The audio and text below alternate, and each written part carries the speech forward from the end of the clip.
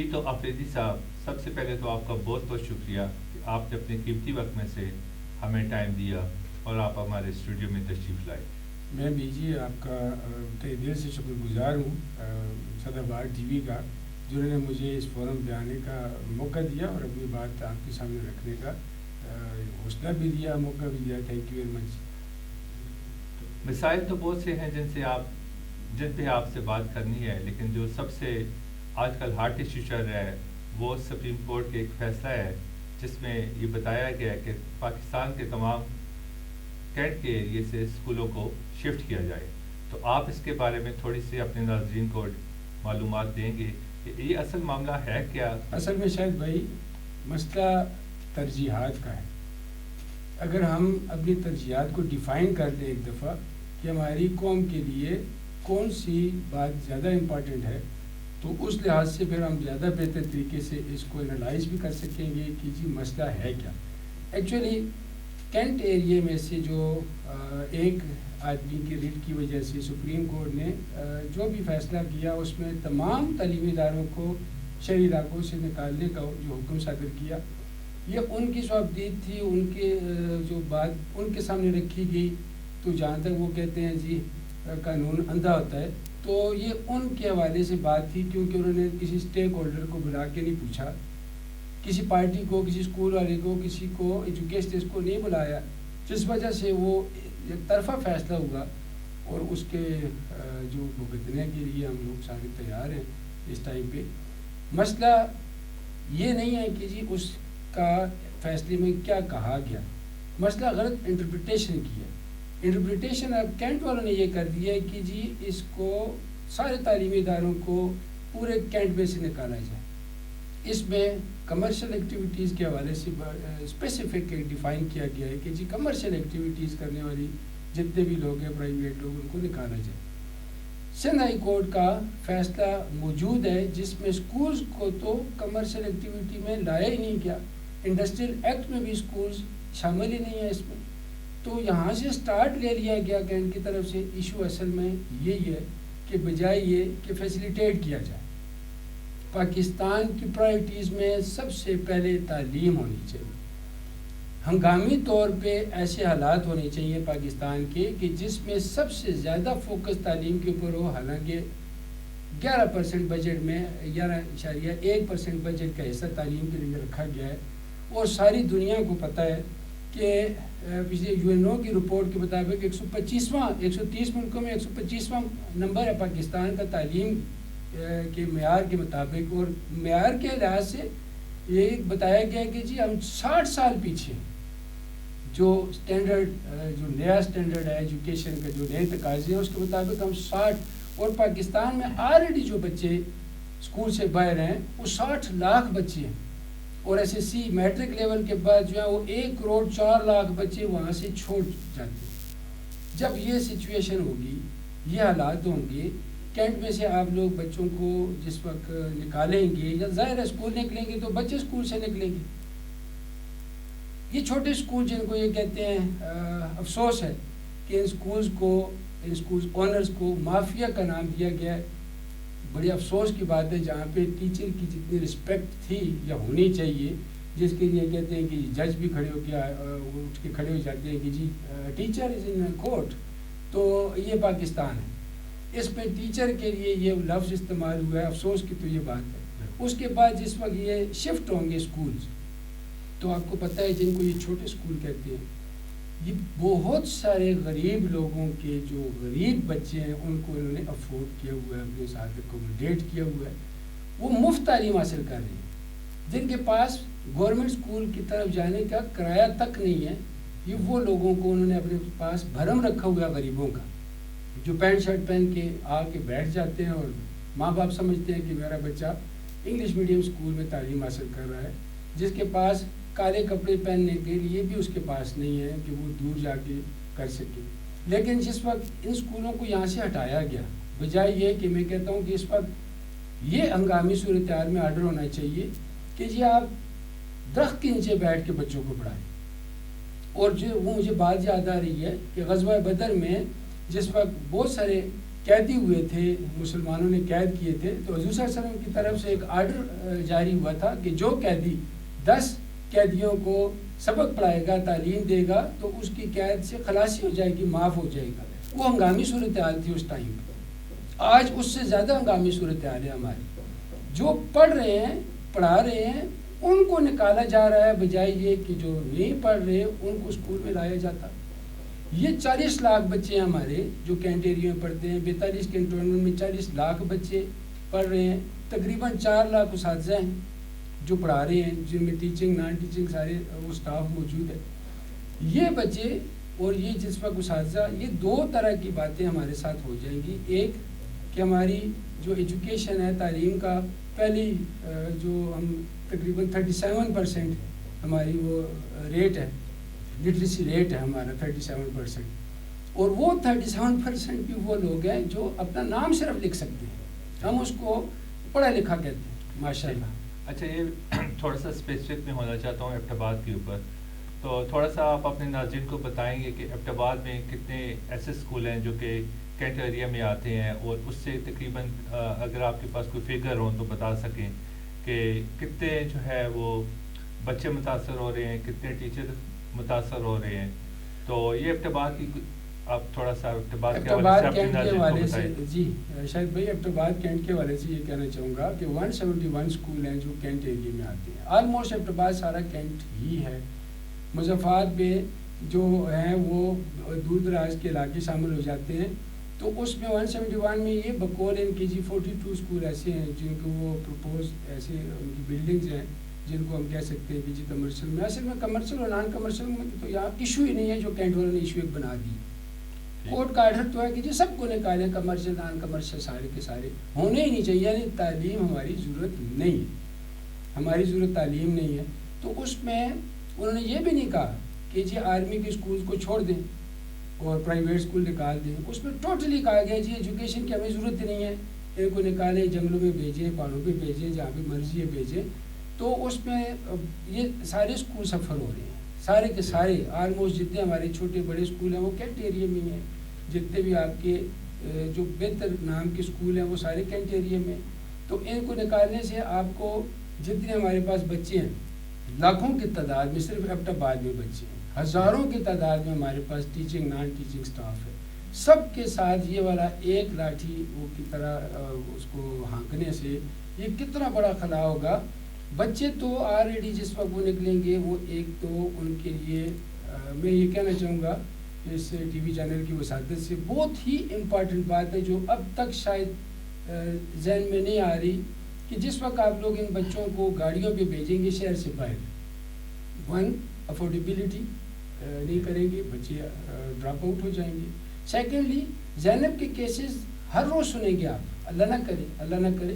لیکن جس وقت آپ ایک چھوٹے سے بچے کو بچی کو کسی ان نون ڈرائیور کے ساتھ بھیجیں گے، خود تو جانے سے رہے کہ آپ صبح شام ڈیوٹی کریں یا اپنی بچوں کی لے کے لانا جانے کہ آپ لوگ وہ ذمہ داری سنبھالیں. تو وہ زینب کے کیسز آپ لوگوں کے ہوں گے آپ کے ساتھ انفارچونیٹلی. اور پھر بہت سارے ڈراپ آؤٹ ہونے کے ساتھ وہ بچے جو اپنی انرجی پڑھائی میں صرف کرتے تھے وہ چرس پئیں گے، وہ کسی سائڈ پہ بیٹھیں گے، کہیں پہ بلیئرڈ کھیلیں گے، کہیں پہ ایسی سوسائٹی میں چلے جائیں گے، کوئی چور بن جائے گا، کوئی ڈاکو بن جائے گا. ہم کیا بنانا چاہتے ہیں؟ یہ ایک ایسا بحران پیدا ہو جائے گا. میں صرف کینٹ ایریا کی 42 کینٹ تھوڑے نہیں ہے، میں ایبٹ آباد کینٹ کی بات کرتا ہوں کہ اس میں لاکھوں بچوں کو آپ جو ہے نا وہ خود مجبور کر رہے ہیں کہ پڑھائی کو چھوڑ کے وہ دوسرے ایسے کاموں میں انوالو ہو جائیں جس سے ظاہر ہے کہ اپنا بھی نقصان ہے اور ملک و قوم کے لیے بھی نقصان دہ ثابت ہوں گے. جی حفیظ صاحب، تو اس کے لیے ابھی کیونکہ 31 دسمبر لاسٹ ڈیٹ تھی کینٹ کے ایریا سے اسکول، میں نے سنا ہے کہ کچھ اسکول انہوں نے سیل بھی کیے ہیں، تو اس کے بارے میں کوئی معلومات ہو آپ کے پاس؟ یہ شاید بھائی المیہ یہ ہے کہ آرڈر ابھی پہنچتا نہیں ہے، امپلیمنٹیشن اس سے بھی پہلے ہو جاتی ہے. 31 ڈیٹ تو ہمیں کورٹ نے دی ہوئی تھی اسکولس کی کہ اس تک آپ لوگ اپنا کام کر کے اس کے بعد آپ لوگ کارروائی کریں. اور ظاہر ہے کہ بہت سارے ایبٹ آباد ایک ونٹر زون میں شامل ہے جس میں بچوں کے سالانہ امتحان بھی ان دنوں میں ہوتے ہیں، دسمبر میں ہوتے ہیں. بہت سارے اسکولس کی ابھی ڈیٹ شیٹس آ گئی ہیں اور وہ بچے ایگزام کے لیے تیاری کر رہے ہیں اور انہوں نے جا کے وہ سیل کر دیے. اور سیل کا لفظ یا چھاپے کا لفظ یہ چوروں ڈاکو یا چرس بیچنے والوں کے لیے ہونا چاہیے. یہ تعلیم و تربیت کرنے والے اساتذہ اور پڑھنے والے بچوں کے اوپر چھاپے کا لفظ کو بڑا عجیب ہے. اور سیل کرنا تو ایک انتہائی میں کہتا ہوں کہ اقدام ہے جس سے وہ لوگ سیل کرنے کے لیے کھڑے تھے جو خود کسی ٹیچر سے کسی اسکول سے پڑھ کے آئے ہیں. تو انہوں نے کنٹمپٹ آف کورٹ کی ہے. تو بہرحال ایسوسیشن والوں نے جا کے ان سے جس وقت یہ ڈسکشن کی تو ہماری جو سی او صاحب ہیں وہ سینسیبل ہیں ماشاءاللہ. ان کے ساتھ جو بات ہوئی بڑے اچھے انداز سے انہوں نے ہمیں سمجھنے کی کوشش کی اور پھر انہوں نے کہا کہ جی ٹھیک ہے ہم اوپر بات کریں گے کہ ہم اس حد تک آپ کو کر سکتے ہیں کہ جس میں آپ کے بچوں کے ایگزام ہو جائیں.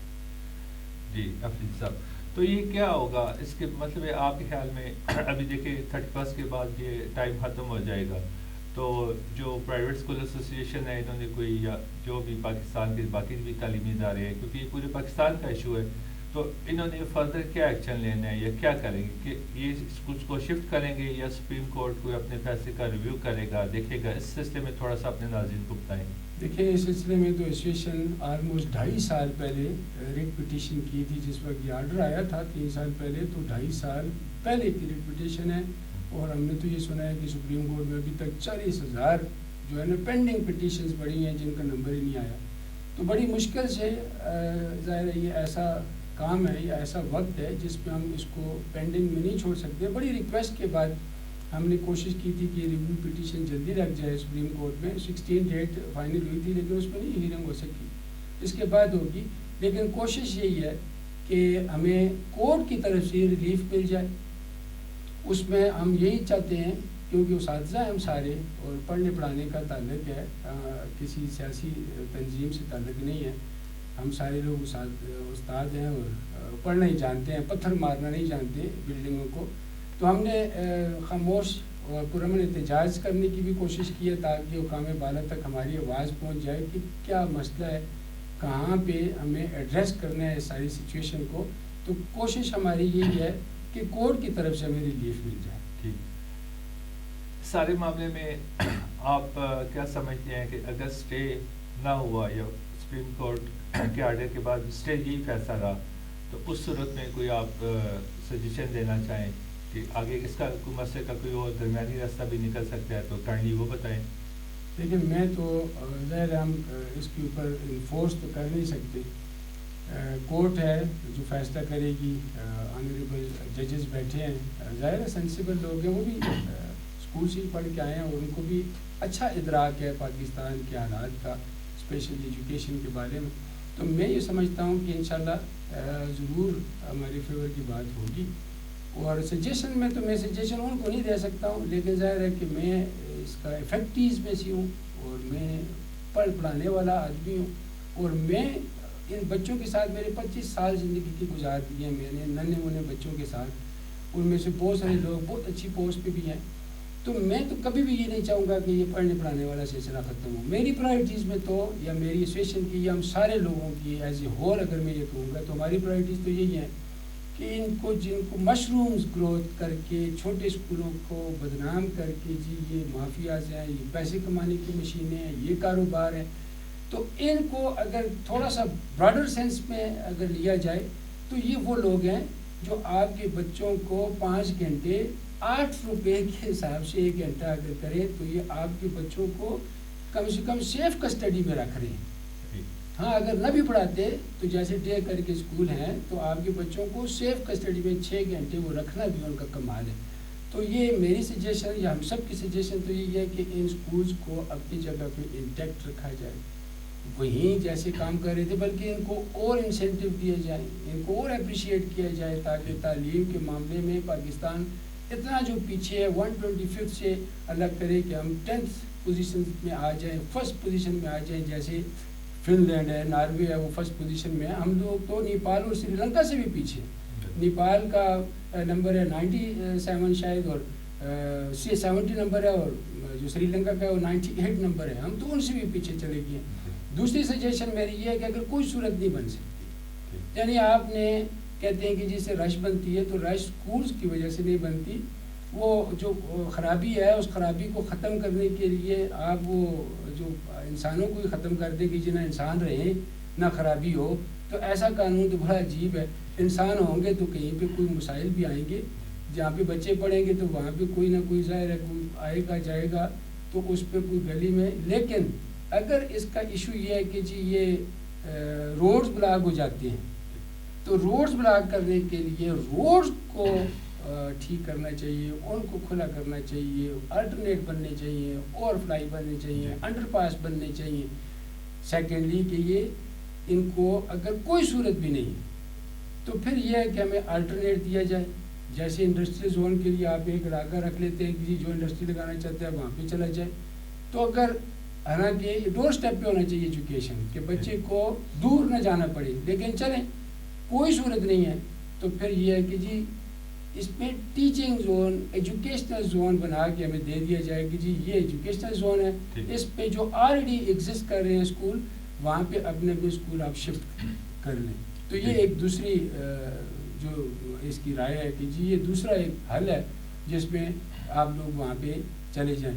تو اس کے علاوہ تو تیسرا حل مجھے اس میں نظر نہیں آتا کہ اس میں اگر تیسری کوئی رائے ہے کہ جی شہروں سے دور جنگلوں میں اور پہاڑوں کی چوٹیوں پہ اگر اسکول بنے تو یہ تو میری سمجھ سے باہر ہے. جی بہت بہت شکریہ طاہر افریدی صاحب، آپ نے اپنے خیالات کا اظہار کیا. تو ناظرین یہ صحیح بات ہے کہ پوری دنیا میں آبادی میں لوگوں کو فیسیلیٹیٹ کیا جاتا ہے، اسپتال ہوں، اسکول ہوں، جو بھی ادارے ہوں وہ لوگوں کے لیے بنائے جاتے ہیں. تو یہ ایک لمحہ فکری ہے، اس بات کو سوچتے ہیں ہم لوگوں نے کہ یہ ہمارے ملک میں یہ فرسٹ ٹائم یہ دیکھنے کو سامنے چیز آئی ہے کہ جن جگہوں پہ جن لوگوں کے لیے یہ چیزیں فیسیلیٹیشن اسکولس وغیرہ ہونے چاہیے اسی جگہ سے اس کو ہٹا کے تو سائڈ کے ایریے میں شفٹ کیا جا رہا ہے.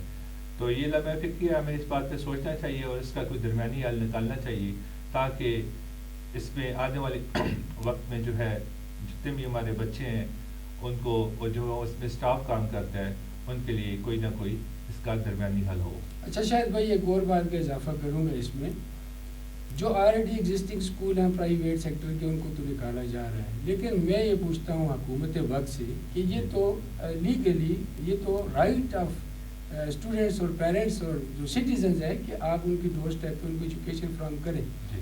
پاکستان بننے کے بعد سے ایبٹ آباد کی بات اسپیسیفکلی کروں گا، میں نے آج تک number 1 government high school, number 2، number 3، number 4 یہ 4 اسکول آج تک جو ہیں وہ پاکستان بننے کے بعد سے آج تک ہیں. نمبر 5 اسکول نہیں بنا کہ number 5 school government high school بنا ہو.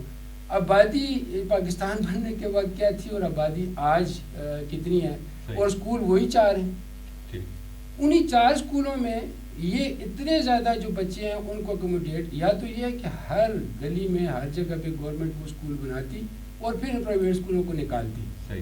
تو ٹھیک ہے کہ ایک رائٹ ہے کہ جی ہمیں ایک جگہ مل رہی ہے بچوں کو ایجوکیشن کے لیے، لیکن ایسا نہیں ہوا. یہ بچے کہاں جائیں گے، ان کو کون اکوموڈیٹ کرے گا؟ اور پھر جو اسکول بچ جائیں گے، آرمی پبلک اسکول بچ گیا، برنال بچ گیا، تو مجھے یہ بتائیں کہ اس میں ان کی فی کون ادا کرے گا؟ جتنی ہماری گورنمنٹ یونیورسٹیز ہیں وہ جو چل رہی ہیں، یا جتنے بھی ہمارے یہ سیمی گورنمنٹ کے ادارے ہیں، پی ایس ہے ہمارا ارتباط پبلک، ان کی فیسیں کون ادا کر سکتا ہے؟ ان میں کون جائے گا؟ بس یہ ساری باتیں افریدی صاحب سوچی کی ہیں، اس پہ کام کرنا ہے. ٹھیک ہے، آپ کا بہت بہت شکریہ، آپ نے اپنا قیمتی وقت نکالا، ہمارے اسٹوڈیو میں تشریف لائے، اور آپ کی باتوں سے بہت سے ناظرین کو بہت سا فائدہ ہوگا. اور میں آخر میں آپ کا شکریہ ادا کرتا ہوں، اور سدا بہار ٹی وی چینل کی جانب سے انشاءاللہ پھر ملاقات ہوگی اپنے نیکسٹ پروگرام کے ساتھ. شکریہ، اللہ حافظ.